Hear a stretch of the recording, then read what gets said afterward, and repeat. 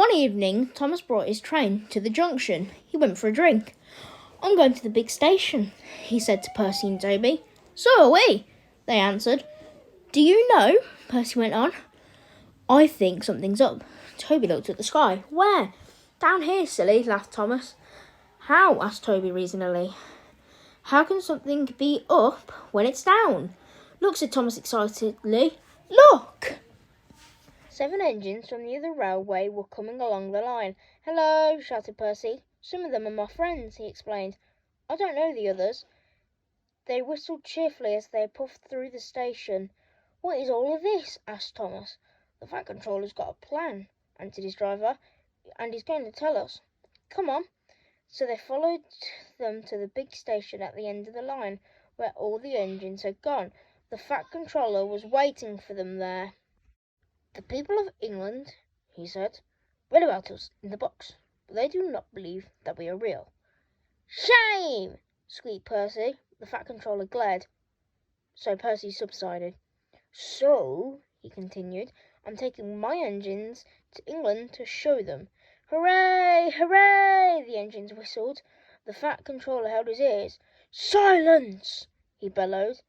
"We start the day after tomorrow at 8 a.m. Meanwhile, as these engines have kindly come from the other railway to take your place, you'll show them your work tomorrow." The next day, as Annie and Clarabel were going to England too, Thomas and another engine practised with other coaches.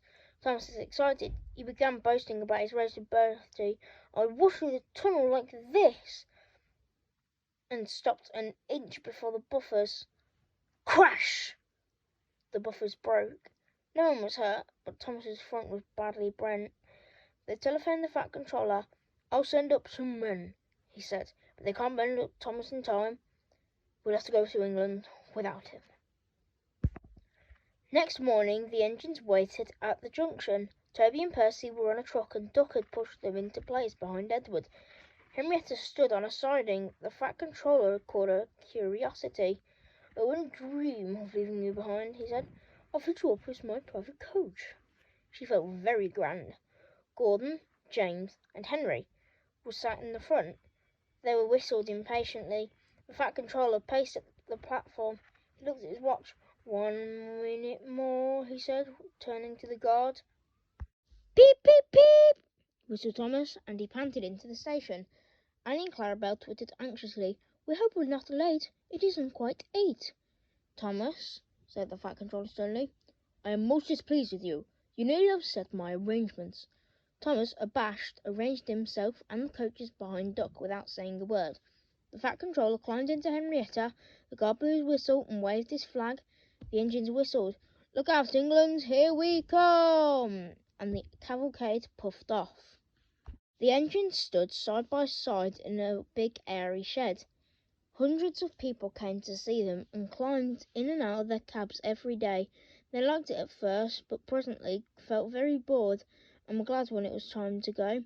The people along their line put the flags out, and waved and cheered them home. "We are glad to see you," they said.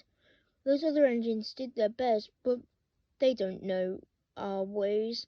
Nothing anywhere can compare with our Fat Controller's engines."